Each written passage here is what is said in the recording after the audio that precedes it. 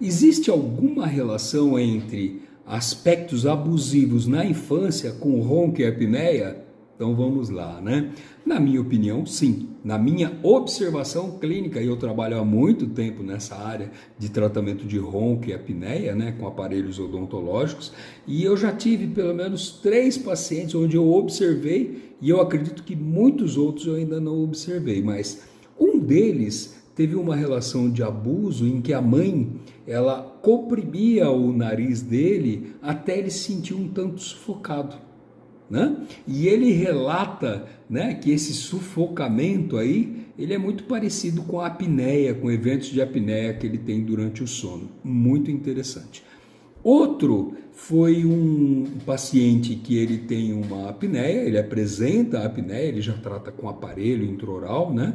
E ele relata que havia na infância dele como se houvesse um segredo que ninguém poderia saber, algo velado, né? Então havia algo no ambiente familiar dele que era velado, que era segredo, que ninguém podia falar.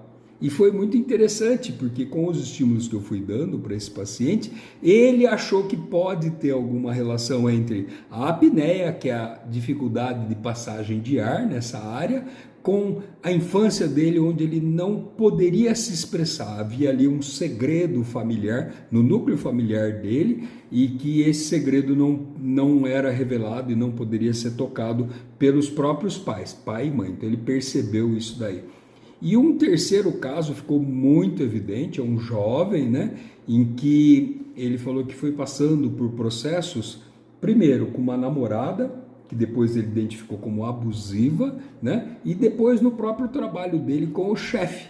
Então ele falou que foi um chefe extremamente abusivo, né? Então ele entrou em quadros que a gente fala de eclipsamento mental, né? Onde a mente fica totalmente turbada, perturbada, e ele percebeu, né, depois de um bom tempo, depois da esposa dele alertá-lo, de que o chefe dele, né, o patrão dele, fazia um relacionamento altamente abusivo com ele.